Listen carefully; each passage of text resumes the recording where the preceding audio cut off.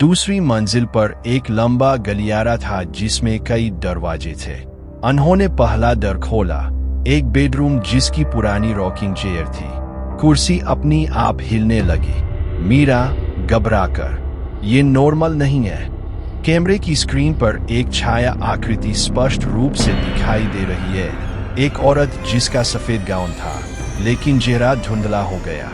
जैसा ही उनका टॉर्च हमें डायरेक्शन में डाली, वो छाया गायब हो गई। अदिति ने कैमरे को टाइट पकड़कर बोला, दोस्तों, जो हमने देखा है वो असली था। ये जगह सिर्फ कहानी नहीं, यहाँ कुछ है। राघव ने सीढ़ी के पास देखा, जहाँ एक पुरानी डायरी का कवर थोड़ा सा फ्लोर से बाहर निकल रहा था। उसने डायरी उठाई। अदिति, मीरा और राघव एक पुराने आधी जली डायरी को देख रहे थे। कवर पर लिखा था, the last days of Blackwood family. कमरे का माहौल और भारी हो गया, जैसे हवा खुद उन्हें चेतावनी दे रही हो कि डायरी मत खोलो। अदिति ने गहरी सांस ली और डायरी खोली। पन्ने पुराने, पीले हो चुके थे और उनकी खुशबू में एक मिश्रण था, मिट्टी, फंगस और कुछ अजीब सी जली हुई गंध। राघव घबराकर, क्या आपको यकीन है कि हमें ये पढ़ना चाहिए? क्या पता कुछ अभिशाप हो? अदिति दृढ़ता से, राघव, इसके लिए तो आए हम। अगर सच जाना है तो यही सुराग है। डायरी की पहली प्रविष्टियां 1950 के दशक की थी। एक खूबसूरत लिखावट में लिखा गया था, ब्लैकवुड हाउस हमेशा हमेशा से हमारे परिवार की शान रहा है। मेरे पति रिचर्ड इस घर के हर कोने को प्यार करते हैं। हमारी बेटी एलेनोर यहाँ खुश है, लेकिन कुछ महीनों से अजीब घटनाएं हो रही है। रात को दरवाजे अपने आप बंद हो जाते हैं और मुझे लगता है कोई हमेशा मुझे देख रहा है। मीरा डायरी की पंक्तियां पढ़ती जा रही थी और सभी के चेहरे पर तनाव बढ़ रहा था। अगले पन्नों में लिखा था, मेरी बेटी एलेनोर के दोस्त का कहना है कि उसे कोई आवाज बुलाती है। एक औरत की आवाज जो कहती है, मेरे साथ खेलने आओ।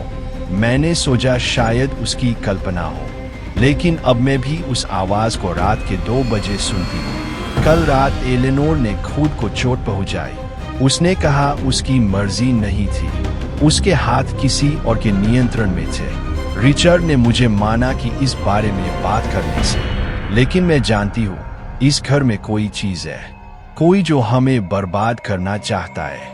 अदिति ने एक पल के लिए डायरी बंद कर दी। उसने टॉर्च से कमरे के कोने देखे, जैसी उम्मीद कर रही थी कि एलेनोर का भूत उन्हें देख रहा होगा।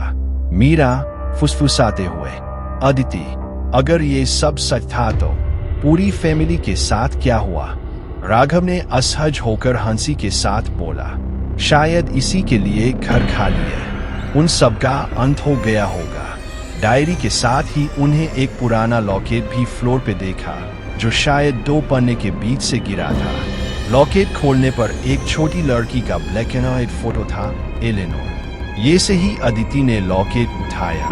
कमरे का तापमान अचानक गिर गया। सांस दिखाई देने लगी। टॉर्च की रोशनी झिलमिलाने लगी और फिर एक बच्चों जैसी खिलखिलाहट सुनाई दी। सब किशोरों ने एक दूसरे को देखा। उनके चेहरे पर स्पष्ट रूप से था। खिलखिलाहट फिर से आई, इस बार ज्यादा करीब से। हे, तुम डायरी क्यों पढ़ रहे हो? मीरा ने चिल्लाते हुए लॉकेट गिरा दिया। लॉकेट फ्लोर पर गिरते ही अपने आप बंद हो गया।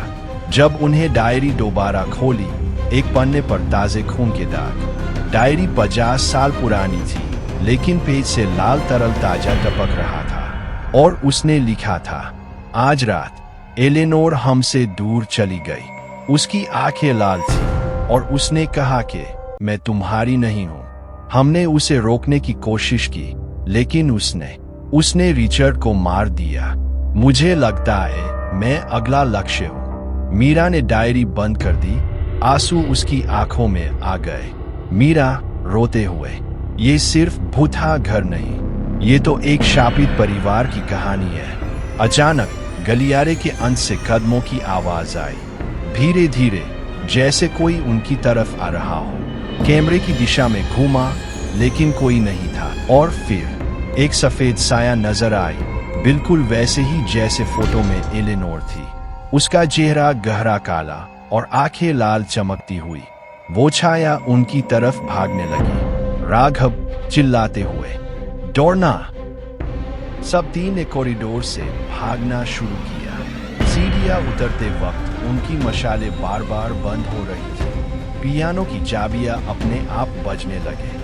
औरत की गाल और बच्ची की हंसी दोनों मिक्स होकर एक भयानक गूंज पैदा कर रहे थे। ग्राउंड फ्लोर के हॉल तक आते ही राघव ने मुख्य दरवाजा खोलने की कोशिश की, लेकिन दरवाजा जाम हो गया था, जैसे कोई अदृश्य शक्ति उसे बंद रखा। अदिति ने चिल्लाकर बोला, विंडो ठीक है।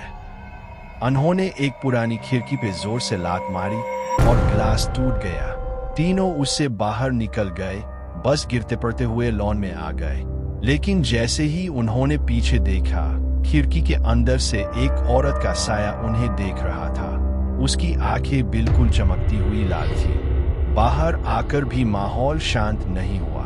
हवा तेज थी, पेड़ हिल रहे थे जैसे अंधार की चीज बाहर आने की कोशिश कर रही हो। मीरा ने रोकर कहा, अदिति, हमने बड़ी गलती की, डायरी खोल दी।